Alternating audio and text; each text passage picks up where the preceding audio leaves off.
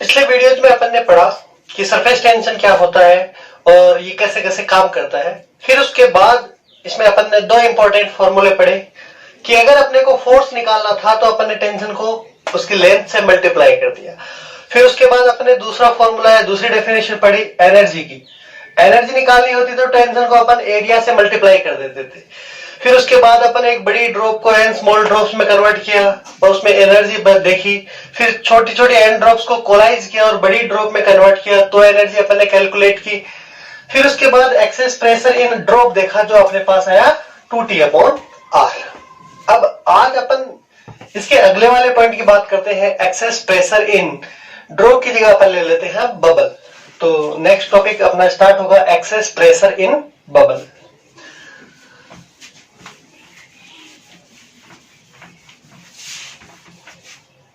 तो आज का अपना टॉपिक है एक्सेस प्रेशर इन ड्रॉप।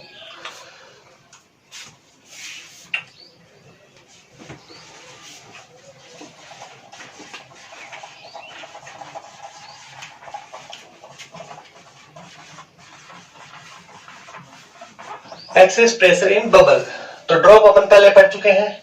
अपन जानते हैं कि जो बबल होता है और जो ड्रॉप होती है इन दोनों में एक नॉर्मल सा डिफरेंस ये होता है कि बबल के अंदर भी हवा होती है और बाहर भी हवा होती है, यानी उसकी दो फ्री सरफेस होती है।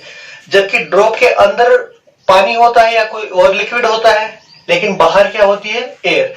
तो जो सरफेस एयर के कांटेक्ट में आती है उसको अपन फ्री सरफेस बोलते हैं। तो ड्रॉप के लिए फ्री सरफेस एक थी और अगर बबल की बात कर रहे हैं तो अपन बबल के लिए क्या होती है, फ्री सरफेस दो होती है। मान लो कि ये बबल है, तो क्या ये ऐसे इतना मोटा है तो मैं मान लेता हूं कि ये दो सरफेस हो गए, ठीक है। अगर मान लो इसकी रेडियस R है, इसको मैंने बीच में से कट कर लिया, तो क्या जो कटा हुआ पोर्शन है वो अपने को कुछ ऐसा दिखेगा।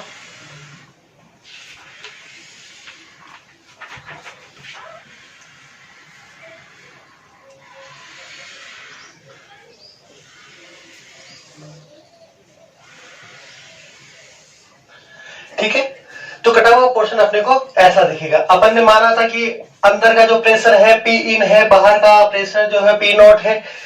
तो अंदर वाला प्रेशर इधर फोर्स लगाएगा और बाहर वाला जो प्रेशर है वो इधर फोर्स लगाएगा। तो due to P naught force जो लगना चाहिए वो इस डायरेक्शन में लगना चाहिए। वो कितना होना चाहिए, अपन जानते हैं कि प्रोजेक्टेड एरिया, अगर मान लो इसकी रेडियस में R अज्यूम कर लेता हूं तो इसकी रेडियस R, तो F=PA हो जाएगा, जिसमें A होता है प्रोजेक्टेड एरिया। तो अपन देख रहे हैं फोर्स, तो फोर्स हो जाना चाहिए PA। PA कितना होना चाहिए, P नॉट, और एरिया हो गया πr²। Same to same P in की वजह से इधर फोर्स लगेगा जो कितना हो जाना चाहिए, P इन πr² हो जाना चाहिए। लेकिन ये वाली जो आधी सरफेस है इस बाकी आधी सरफेस पे इधर फोर्स लगाएगी जो कितना फोर्स हो जाएगा, ये अंदर वाली सरफेस पे लगा रही है, बाहर वाली सरफेस पे लगा रही है, यानी यहाँ दो सरफेस हो गई। इसकी वजह से भी इधर लगेगा, इसकी वजह से भी इधर लगेगा। तो अपन जानते हैं कि टेंशन को लेंथ से मल्टीप्लाई कर देते हैं। टेंशन को अगर लेंथ से मल्टीप्लाई करेंगे तो क्या आ जाएगा अपने पास, इसका फोर्स आ जाएगा। तो टेंशन मान लिया अपन ने T है और इसकी जो लेंथ है, तो अगर अपन लेंथ देखें तो 2πr होती है। तो 2πr क्या ये एक सरफेस की वजह से हुई, लेकिन यहाँ बबल में कितनी सरफेस होती है, दो। तो इसको 2 से मल्टीप्लाई कर देते हैं तो टोटल फोर्स कितना आ गया इधर की साइड में, 4T/R। तो T4πr, क्या ये दोनों एक साइड में लग रहे हैं, ये वाला फोर्स इक्विवेलेंट पुट कर सकते हैं। तो इक्विवेलेंट पुट करेंगे तो क्या आ जाएगा, P0πr² plus T4πr equals to P in πr²। तो जो P इन माइनस PO जो आया अपने पास आया 40/R। ये एक्सेस प्रेशर होता है बबल के अंदर, जबकि ड्रॉप में था 2T/R और बबल में होता है 40/R। तो ये बिल्कुल मेमोराइज होना चाहिए कि एक्सेस प्रेशर इन ड्रॉप होता है 2T/R और एक्सेस प्रेशर इन बबल होता है 40/R। एक बार AIPMT के अंदर ये सीधा सीधा फॉर्मूले पूछे गए हैं। नीट के अंदर मोस्ट ऑफ फॉर्मूले सीधे सीधे भी पूछ लिए जाते हैं कई क्वेश्चनों में। लेकिन अगर जेई की बात करें तो उसमें थोड़ा अलग वैल्यू आ जाएगी, कोई दिक्कत वाली बात नहीं है। जिसमें टी की वैल्यू दे दे, मान लो इनसाइड का प्रेशर दे दे, आउटसाइड का प्रेशर पूछ लिया, रेडियस दे दी, कोई प्रॉब्लम वाली बात नहीं है। अब इसके बाद एक चीज बताओ, अगर अपन सिंपली ऐसे याद करें कि एक्सेस प्रेशर इन ड्रॉप, तो अपन सीधा सीधा याद कर ले कि 2T/R, और एक्सेस प्रेशर इन बबल तो सीधा सीधा याद कर ले 40/R। इसके बजाय मैं अगर आपसे कुछ एक क्वेश्चन पूछता हूं, जैसे मान लो एक्वेरियम है कोई,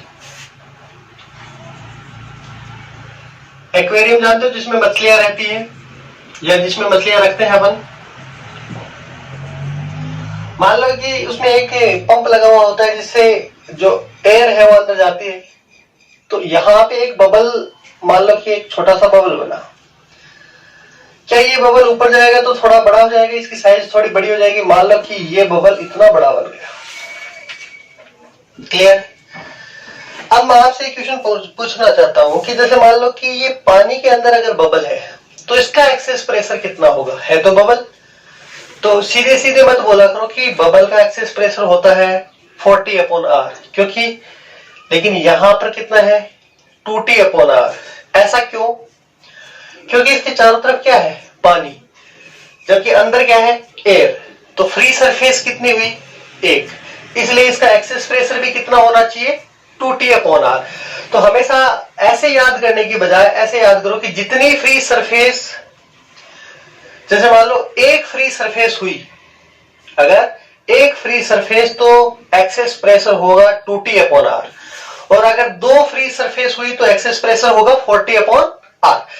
तो सीधा सीधा ऐसे याद करना चाहिए अपने को कि एक फ्री सरफेस तो एक्सेस प्रेशर होगा 2T/R, और अगर 2 फ्री सरफेस हुई तो एक्सेस प्रेशर होगा अपना 40/R।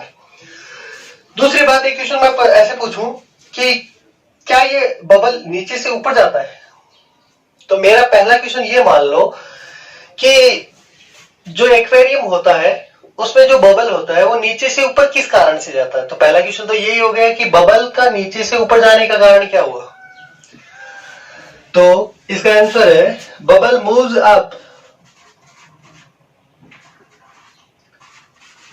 Due to buoyancy force. तो ये बायंसी फोर्स के कारण ऊपर जाता है। क्या ऊपर जाता है तो इसकी साइज बढ़ जाती है। मान लो कि इस एक्वेरियम की हाइट में h मान लेता हूं, और इस एक्वेरियम में जो पानी भरा है उसकी डेंसिटी रो मान लेता हूं, तो क्या इसकी साइज जो बढ़ने का कारण क्या हो गया, तो इसकी साइज बढ़ने का कारण जो है वो है प्रेशर। कैसे, सोचो कि यहां एटमॉस्फेरिक प्रेशर में PO मान लूं यहां पे, तो H यहां पे, तो H डेप्थ पर प्रेशर कितना बढ़ जाना चाहिए, P0 प्लस ρgh, यानी इस पे कितना प्रेशर होना चाहिए, P0 प्लस ρgh। क्या इस बबल पे ये प्रेशर होना चाहिए, लेकिन क्या ये बबल के बाहर है, जो पानी की वजह से जो प्रेशर वो है ये तो, लेकिन क्या बबल बना हुआ है, इसका मतलब इसके अंदर जो प्रेशर है वो इससे ज्यादा है। तो बबल के अंदर कितना प्रेशर है, अगर बाहर P0 प्लस ρgh है तो बबल के अंदर कितना प्रेशर हुआ, इस प्रेशर से कितना ज्यादा, अगर एक फ्री सरफेस है तो कितना ज्यादा, 2T/R ज्यादा। क्लियर है मामला। तो बबल के अंदर का प्रेशर कितना हो गया, P0 plus ρgh plus 2T/R।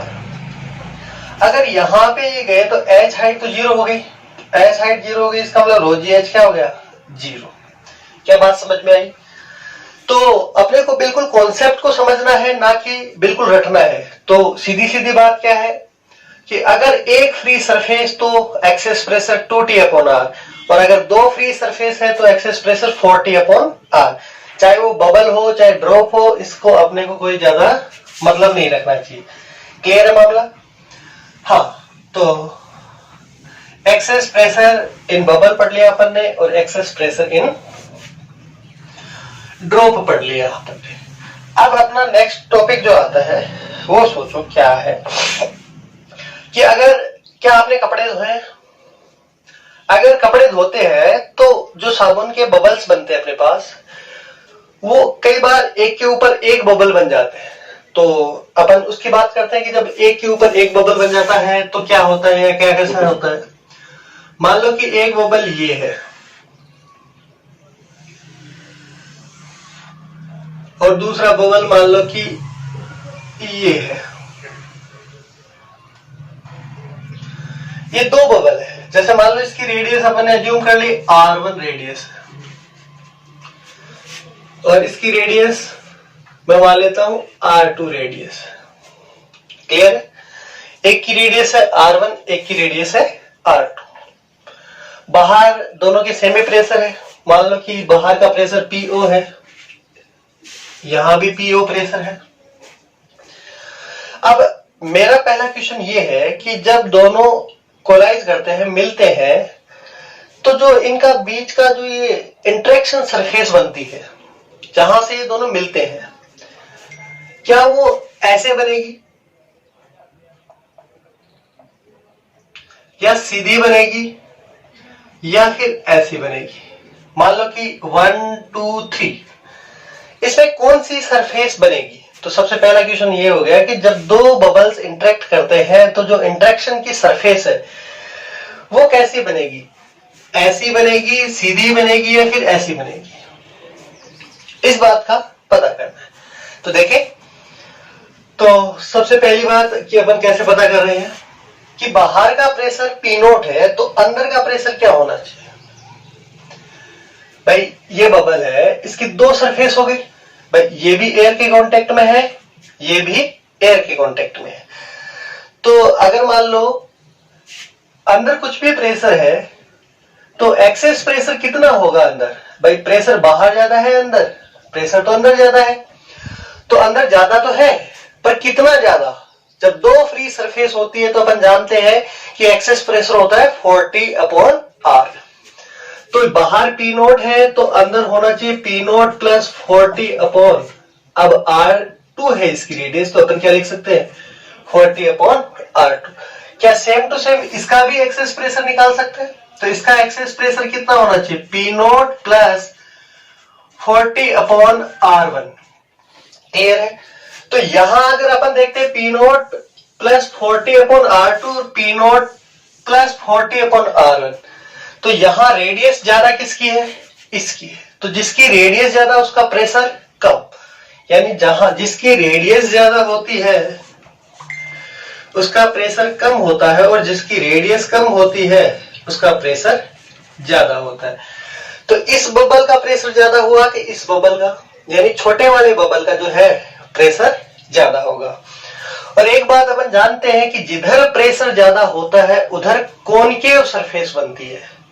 ये परमानेंटली याद रखो कि जिधर प्रेशर ज्यादा है उधर कॉनकेव सरफेस बनती है। तो प्रेशर ज्यादा इधर है तो इधर वाली सरफेस जो है वो क्या बनेगी? कॉनकेव। यानी सरफेस कैसी बनेगी?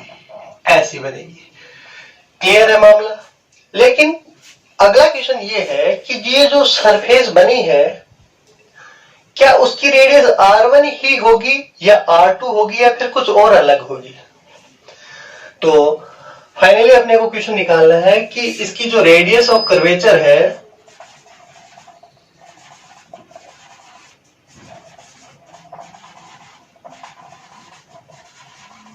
वो कितनी होगी। तो रेडियस ऑफ कर्वेचर कितनी होगी ये बात अपने को पता लगानी है। तो ध्यान से देखो, मैं अगर बोलूं इधर का प्रेशर कितना है तो आपको पता है P0 प्लस 40/R1। मैं बोलूं इधर का प्रेशर कितना, तो आप बोल सकते हो कि P0 प्लस 40/R2। क्या इनके दोनों के बीच में एक सरफेस है जिसके इधर भी एयर है और इधर भी एयर है? जब दोनों साइड में एयर हो किसी सरफेस के तो उसका एक्सेस प्रेशर किसके बराबर होना चाहिए? 40/R के बराबर। तो सोचो कि इधर वाला प्रेशर माइनस इधर वाला प्रेशर, तो जो एक्सेस प्रेशर है वो किसके बराबर होना चाहिए? 40/R की। तो क्या इसकी नई रेडियस में R अज्यूम कर लूं और इसको बोल दूं कि P0 प्लस 40/R1 माइनस इस वाले प्रेशर को, याद हो तो अपन ऐसे लिखते थे P in माइनस PO। है ना। तो जितना ज्यादा प्रेशर होता था वो पी इन होता था। तो इसमें से इसको माइनस कर दो, पी नॉट प्लस 40/R2। तो इन दोनों pressure P in minus P O किसके बराबर होता था, एक्सेस प्रेशर के। और दोनों ओर फ्री सरफेस है, इसका मतलब दोनों ओर एयर है, तो उसका फ्री जो एक्सेस प्रेशर होता है वो 40/R होता है। क्या पी नॉट से पी नॉट कैंसिल हो गया, ये माइनस का हो गया। क्या 40 कैंसिल आउट हो जाएगा। तो क्या लिख सकते हैं, 1/R इक्वल टू लिख सकते हैं 1/R1 माइनस 1/R2, या R इक्वल टू लिख सकते हैं R1/R2 माइनस R1। क्या अपन ने रेडियस ऑफ कर्वेचर निकाल ली। इसका मतलब ये बिल्कुल ऐसे नहीं बनेगी कि जिसकी रेडियस R1 हो, ये कुछ ऐसी बनेगी। क्लियर है मामला। तो अपन ने रेडियस ऑफ कर्वेचर कैलकुलेट करना सीख गए, ठीक है। तो इस टाइप के कितने भी क्वेश्चन सॉल्व कर सकते हैं। अगर मान लो आपको R1 रेडियस दे दे, R2 रेडियस दे दे, और फिर पूछे कि जो रेडियस ऑफ कर्वेचर है वो क्या होगी, तो आराम से इजीली कॉन्टैक्ट एंगल। मैंने आपको पिछले वीडियो में बोला था कि अपन एक जगह कॉन्टैक्ट एंगल की बात करेंगे और इसको आगे समझते हैं। तो अब अपना टॉपिक आ गया कॉन्टैक्ट एंगल, कि क्या होता है कॉन्टैक्ट एंगल। तो ध्यान से सुनना इस बात को। जैसे मान लो कि किसी ट्यूब में, या किसी ग्लास ट्यूब है ये मान लो, इसमें अपन ने कुछ लिक्विड भरा, और अगर मान लो लिक्विड की शेप ये हो गई,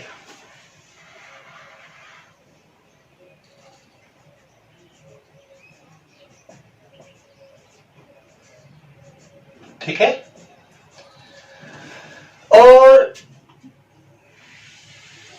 किसी ट्यूब के अंदर, अब वो जरूरी नहीं कि ग्लास ट्यूब ही हो, स्टील की हो सकती है, कॉपर की हो सकती है, सिल्वर की मान लो कि सिल्वर की है, तो मान लो कि अगर सिल्वर की मान लेता हूं, तो किसी ट्यूब में पानी का लेवल ऐसा भी हो सकता है, ठीक है।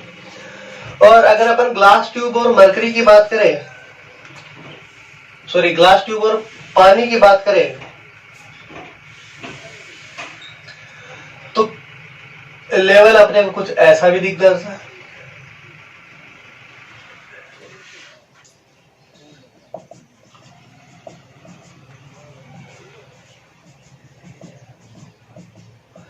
अब सुनो भाई, जब भी ग्लास ट्यूब की बात करते हैं अपन, अगर ग्लास ट्यूब को पानी के साथ लेते हैं तो उसकी शेप कुछ अपने को ऐसे दिखती है। अगर सिल्वर की वाटर की बात करें तो अपने को लेवल एकदम सेम दिखता है। और किसी और मटेरियल की बात करें, जैसे मान लो ग्लास है और मरकरी है, उसकी बात करें तो अपने को कुछ ऐसा दिखता है। तो ये सारी बातें अपन करते हैं।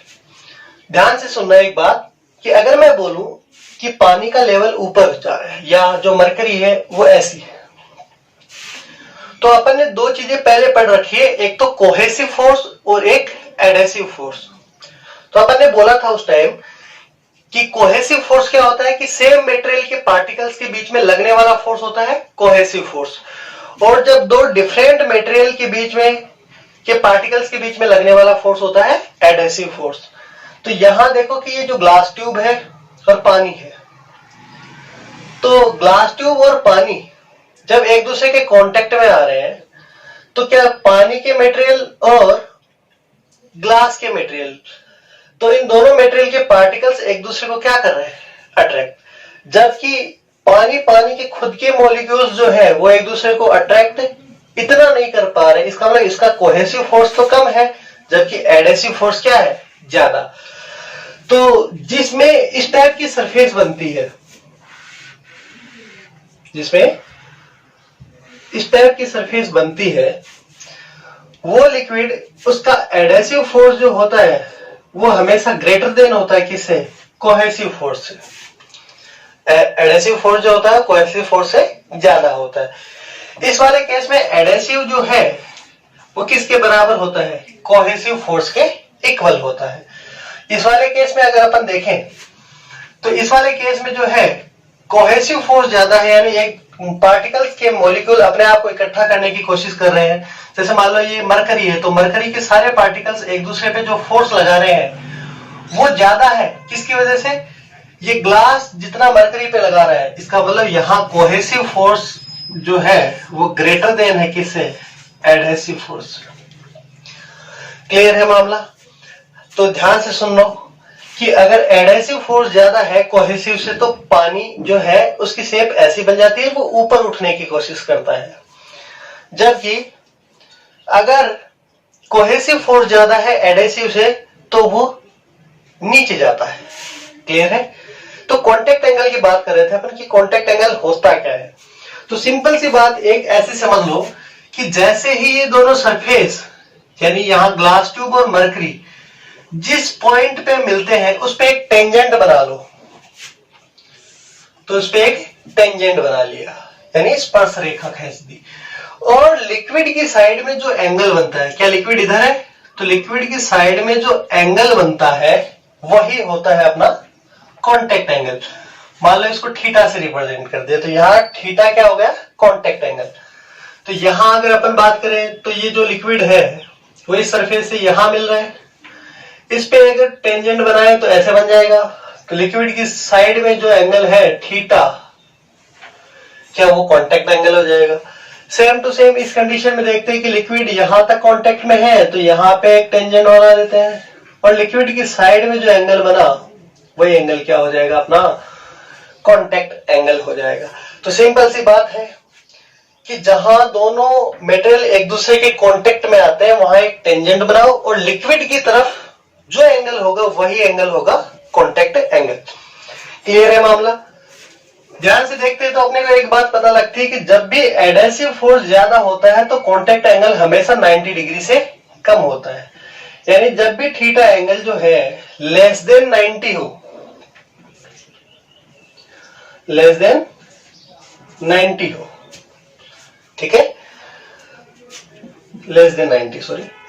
तो जब भी थीटा लेस देन 90 हो तो इसका मतलब एडहेसिव फोर्स ज्यादा होगा किससे? कोहेसिव फोर्स से। और जब भी थीटा ग्रेटर देन 90 हो, तो जब भी थीटा ग्रेटर देन 90 हो, तो जब भी ग्रेटर देन 90 होगा तो क्या हो जाएगा? कोहेसिव फोर्स बड़ा हो जाएगा किससे? एडहेसिव फोर्स से। इसके बाद अपन देखते हैं जैसे कैपिलरी सिस्टम जो है, कैपिलरी सिस्टम का मतलब जब अपन देखते हैं कि पेड़ पौधों में जड़ों में पानी डालते हैं तो वो पानी ऊपर लीव्स तक पहुंच जाता है, ठीक है। तो उसमें क्या होता है कि बहुत पतली पतली नालियां बनी हुई होती है, और वो पतली पतली नालियां क्या करती है, उसमें एडहेसिव फोर्स ज्यादा होता है किसकी कंपैरिजन में? कोहेसिव के कंपैरिजन में। तो लिक्विड ऊपर ऊपर ऊपर पहुंचता पहुंचता कहां तक पहुंच जाता है? लीव्स तक पहुंच जाता है। ऐसे कई एग्जाम्पल अपन जानते हैं, जैसे मान लो जो चिमनियां होती है, जैसे जो दिए होते हैं या जो चिमनियां होती है, उनमें क्या करते हैं अपन? एक कपड़ा डाल देते हैं, तो वो कपड़ा या जो एक रुई का जो टुकड़ा लगा देते हैं, वो क्या करता है, उसमें बहुत पतली पतली नालियां बनी हुई होती है। वो तेल को ऊपर ऊपर ऊपर खिसकाती रहती है, क्योंकि उसका एडहेसिव फोर्स जो होता है वो किससे ज्यादा होता है? कोहेसिव फोर्स से। तो वो लिक्विड पहुंचता पहुंचता कहां पहुंच जाता है? ऊपर तक आ जाता है, और फिर दिया जल जाता है, या जो चिमनी है वो जल जाती है। और कई एग्जांपल अपन कैपिलरी के जानते हैं, जैसे मान लो कि मैं ऐसे बोलूं कि अपन जो खेत है उनको प्लग करके रखते हैं, खोद कर रखते हैं। ऐसा क्यों करते हैं अपन? क्योंकि जो जमीन के अंदर है, वो जमीन के अंदर पानी होता है, तो खूब सारी कैपिलरियां बन जाती है, जिससे जमीन का पानी ऊपर आ जाता है, और इवापोरेशन की वजह से वो भाप बनकर उड़ जाता है, इसलिए जमीन बंजर हो जाती है। इसलिए अपन क्या करते हैं कि जैसे ही अपनी फसल की कटाई का काम पूरा हो जाता है तो अपन उस खेत को प्लग कर देते हैं, खोद देते हैं, ताकि वो कैपिलरियां टूट जाए। और टूट जाने से क्या होता है कि जमीन के अंदर की जो नमी है वो अंदर के अंदर ही बनी रहती है, जिससे अपनी जमीन क्या नहीं होती? बंजर नहीं होती। तो कैपिलरी के अपने पास खूब सारे एग्जांपल है, अपन डेली लाइफ में खूब सारी चीज देखते हैं। लेकिन ये कैपिलरी होती क्या है? अगर मान लो मैं ऐसे बोलूं कि जमीन टंकी से 2 मीटर का या 5 इंची मोटा पाइप डाल दूं और सीधा टंकी में लगा दूं, तो क्या पानी नीचे की टंकी से ऊपर वाली टंकी में थोड़ी पहुंच जाएगा? नहीं। इसके लिए एक चीज इंपॉर्टेंट है, और वो क्या है कि ये जो पाइप होती है या जो ट्यूब्स होती है उनका डायामीटर बहुत कम होता है। बहुत कम का मतलब है 10⁻³ mm से कम होता है। 10⁻³ mm से कम होता है, उनको अपन क्या बोलते हैं? कैपिलरीज बोलते हैं। क्लियर है? तो अपन बात करते हैं अब कैपिलरीज की, कि कैपिलरीज में क्या होता है। तो देखते हैं, इसको मिटा दो।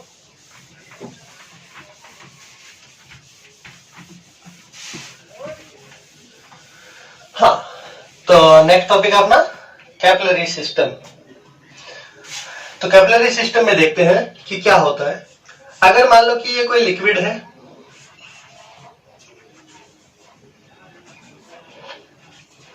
अगर इसमें मैं बहुत पतली ट्यूब लगा देता हूं जिसका डायमीटर अभी बताया अपने 10⁻³ mm के पास, तो इसको मैं यहां थोड़ी बड़ी बना लेता हूं ताकि आसानी से अपन इसको समझ सके।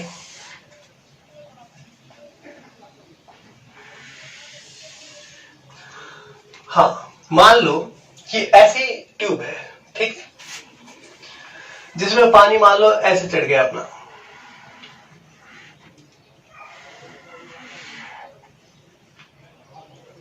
ठीक है, ये पानी ऊपर आ गया। अब ध्यान से सुनो कि मान लो कि इसमें एच हाइट तक पानी ऊपर चढ़ गया, और अपने को क्वेश्चन ये मिलता है कि कितनी हाइट तक कैपिलरी में पानी चढ़ेगा। इस टाइप के क्वेश्चन अपने को पूछे जाते हैं, ठीक है। तो अपन इस क्वेश्चन का सॉल्यूशन करते हैं। ढंग से देखना इस क्वेश्चन को, बड़ा इंपॉर्टेंट है, एक डेरिवेशन भी है, लेकिन एज ए क्वेश्चन अपन इसको पूरा सोल्व कर लेंगे, ठीक है। तो ध्यान से देखो, अगर मैं आपको बोलूं कि एटमॉस्फेरिक प्रेशर यहां मान लो कि पीओ है, यहां एटमॉस्फेरिक प्रेशर कितना है? पीओ। तो पास्कल के रूल के अकॉर्डिंग अपन जानते हैं कि एक लेवल पे प्रेशर हमेशा क्या होता है? सेम होता है। तो यहां पीओ है तो यहां भी प्रेशर कितना होना चाहिए? पीओ। तो इसी लेवल पे यानी यहां भी प्रेशर कितना होना चाहिए? पीओ। क्लियर है मामला? क्या ये सरफेस एटमॉस्फेयर के कांटेक्ट में है?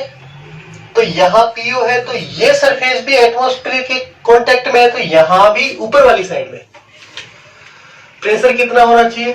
पीओ। क्लियर है? दूसरी बात, ध्यान से देखो कि ये सरफेस ऐसी दिख रही है, और अपन जानते हैं कि प्रेशर उधर ज्यादा होता है जिधर कॉनकेव सरफेस होती है, यानी पीओ प्रेशर ज्यादा है किससे? इसके जस्ट नीचे जो प्रेशर है उससे, क्योंकि उधर क्या बन रही है? कॉनकेव सरफेस बन रही है, यानी यहां जो प्रेशर है जस्ट नीचे, उससे ये पीओ प्रेशर है वो ज्यादा है। तो यहां पर कितना प्रेशर होना चाहिए? तो यहां पे प्रेशर होना चाहिए P0 माइनस ρgh। अगर मान लो यहां प्रेशर है P0 माइनस ρgh, तो एच डेप्थ पे जाएंगे तो प्रेशर कितना हो जाएगा? ρgh बढ़ जाएगा। तो यहां पे प्लस ρgh कर दूंगा, यहां का प्रेशर तो क्या P0 आ जाएगा? बिल्कुल, यानी यहां का प्रेशर कितना हो गया? P0 माइनस ρgh, और यहां का प्रेशर P0। क्लियर है मामला? जब दोनों का प्रेशर निकाल लिया, अपन जानते हैं अब एच हाइट अपने को निकालनी है। एच हाइट है अपने को, तो सीधी सिंपल सी बात करते हैं। ध्यान से देखो, अगर इसको मैं दो तरीके से सोल्व कर सकता हूं, इसको दो तरीके से आराम से सोल्व किया जा सकता है। एक तो वेट बैलेंसिंग से अपन सोल्व कर सकते हैं, एक तो वेट बैलेंसिंग से। क्लियर है मामला? तो ध्यान से देखो, और मैं इसको स्टार्टिंग करता हूं। पहले मैं प्रेशर से सोल्व कर देता हूं कि एक्सेस प्रेशर कितना होता है, ये सारी बातें अपने को पता है। क्या सिंपल बात जानते हैं अपन? ध्यान से देखना, जो अभी तक अपन ने पढ़ा सेम टू सेम उसी का लेवल है। क्या ये कॉनकेव सरफेस बनी? इधर यहां पे प्रेशर है P0 और यहां पे प्रेशर है P0 माइनस ρgh। तो क्या ये एक सरफेस है? इसके ऊपर तो एयर है लेकिन नीचे क्या है? पानी। तो इसका मतलब इसकी कितनी फ्री सरफेस हुई? एक फ्री सरफेस हुई, और एक फ्री सरफेस का एक्सेस प्रेशर कितना होता है? 2T/R। तो ध्यान से देखना कि यहां का प्रेशर तो है P0 जो ज्यादा है, किसे? P0 माइनस ρgh से। तो Pin माइनस PO, PO की जगह क्या लिख सकता हूं? PO minus ρgh। तो इन दोनों का प्रेशर का जो डिफरेंस होना चाहिए वो किसके बराबर आना चाहिए? 2T/R के। क्या पी नोट से पी नोट कैंसिल हो गया, रो जी एच इक्वल टू आ गया अपने पास 2t अपॉन आर। क्या आपने को एच कैलकुलेट करनी थी, तो एच कैलकुलेट करनी है तो अपन क्या लिख सकते हैं, H equal to 2t upon ये क्या आ गया आर रो जी। क्लियर है? तो क्या एच हाइट अपन ने निकाली? क्लियर है मामला? लेकिन ये वाली जो आर है वो किसकी रेडियस हुई, ये आर किसकी रेडियस हुई? अपन जानते हैं कि ये जो सरफेस है उसका रेडियस ऑफ कर्वेचर है। यानी मैं इसको थोड़ा जूम कर लेता हूं फिर और अच्छे से समझाता हूं। इसको यहां से अपन ने जूम कर लिया, मान लो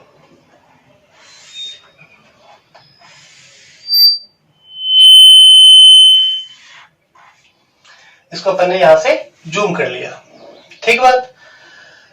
अगर मैं ऐसे बोलूं कि यहां इसका सेंटर मान लो, तो क्या ये रेडियस ऑफ कर्वेचर आर हुई? ठीक है, ये आर जो है ये रेडियस ऑफ कर्वेचर वाला ही आर है। क्या इस ट्यूब के लिए जो रेडियस होगी वो कुछ अलग होगी? मान लो कि यहां से मैं परपेंडिकुलर डाल देता हूं और ये वाली रेडियस मान लेता हूं मैं आर। ये जो स्मॉल आर रेडियस है वो है ट्यूब की रेडियस, जबकि कैपिटल आर है वो क्या है, रेडियस ऑफ कर्वेचर। तो स्मॉल आर की वैल्यू निकालनी है तो अपन जानते हैं कि अगर इस पॉइंट पे ये दोनों मिल रहे हैं तो क्या मैं यहां एक टेंजेंट बना सकता हूं। यहां टेंजेंट बनाया तो ये एंगल हो गया लिक्विड की तरफ, जो इसको अपन बोलते हैं थीटा एंगल। तो क्या ये 90 है, 90 माइनस थीटा, तो ये कितना हो गया 90 माइनस थीटा। अगर ये 90 माइनस थीटा है तो ये कितना आ गया थीटा। तो क्या यहाँ एक ट्राइंगल बन गया, देखो जिसकी बेस तो हो गया आर, हाइपोटेन्यूस हो गया आर, तो क्या ये वाला ट्राइंगल है जिसमें ये वाली साइड आर है, ये वाली स्मॉल आर है और ये एंगल थीटा है। तो क्या मैं इसको ऐसे लिख सकता हूं, कोस थीटा इक्वल टू क्या होता है, कोस थीटा इक्वल टू होता है बेस अपॉन हाइपोटेन्यूस। बेस कितना है स्मॉल आर और हाइपोटेन्यूस कितना है कैपिटल आर। तो कैपिटल आर इक्वल टू क्या लिख सकता हूं, आर अपॉन कॉस थीटा। क्या मैं इस कैपिटल आर की वैल्यू को यहां पुट कर सकता हूं, तो अपने पास एच क्या आ जाएगा, एच इक्वल टू आ जाएगा 2t cos theta upon r rho g. Clear है मामला? तो फाइनली ध्यान से देखो कि अब स्मॉल आर क्या है, radius of tube, capital R क्या था, रेडियस ऑफ कर्वेचर। इन दोनों में कंफ्यूज मत होना। थीटा क्या है कॉन्टैक्ट एंगल, टी क्या है सरफेस टेंशन। तो क्या एच हाइट निकाला जा सकता है, जी क्या है ग्रेविटेशनल एक्सेलरेशन, रो है डेंसिटी। क्लियर है मामला?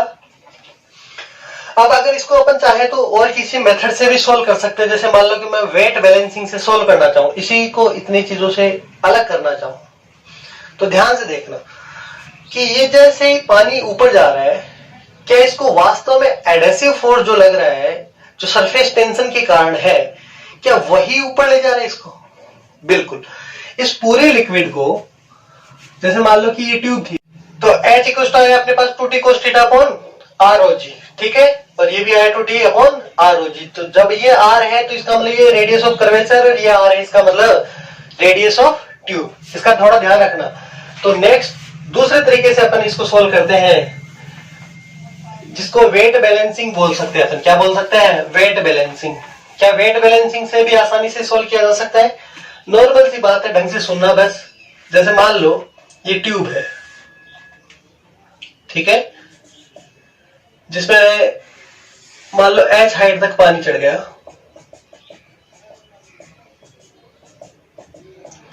ये h हाइट है, ये ट्यूब की रेडियस मैं मान लेता हूं r है, ठीक है। ये रेडियस ऑफ ट्यूब की बात कर रहा हूं भाई साहब, ठीक है। हाँ, तो ध्यान से देखो कि इसका वेट जो है वो mg, इतनी सी ट्यूब में जो पानी चढ़ा है उसका मास mg, क्या वेट नीचे की तरफ लगेगा? अपन जानते हैं मास इक्वल टू होता है डेंसिटी इनटू वॉल्यूम।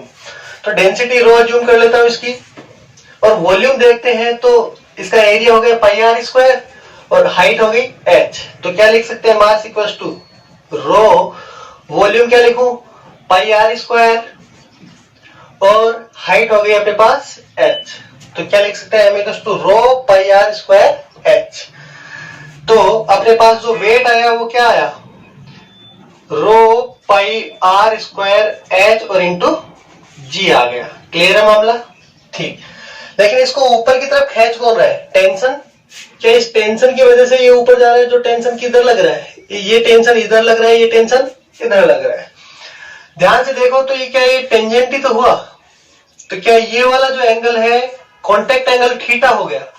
अगर ये वाला एंगल थीटा है तो ये वाला एंगल भी क्या हो गया, थीटा। तो जिधर थीटा लेते हैं उधर क्या लेते हैं, टी कॉस थीटा। यानी टेंशन का कौन सा कंपोनेंट काम में आएगा, कॉस थीटा। क्यों, क्योंकि साइन थीटा वाला कंपोनेंट इधर होगा, साइन थीटा वाला कंपोनेंट इधर होगा, जो दोनों एक दूसरे को क्या कर देंगे, कैंसिल आउट कर देंगे। यानी फाइनली अपने पास टी कोस थीटा का कंपोनेंट ही यूज होगा। क्लियर है मामला। अब इसको मैं ऐसे बनाता हूं, देखना।